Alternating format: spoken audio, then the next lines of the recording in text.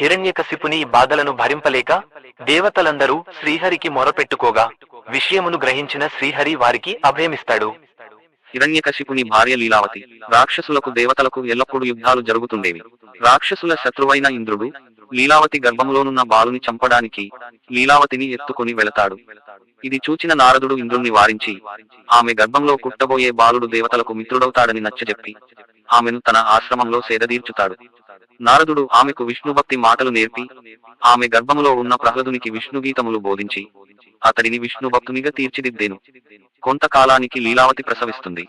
ఆ శిశువుకు ప్రహ్లాదుడని నామకరణము చేస్తారు. తపస్సు ముగించి వచ్చిన హిరణ్యకశిపుడు తన భార్యను నారదముని ఆశ్రమం నుండి తీసుకుని వెళ్తాడు.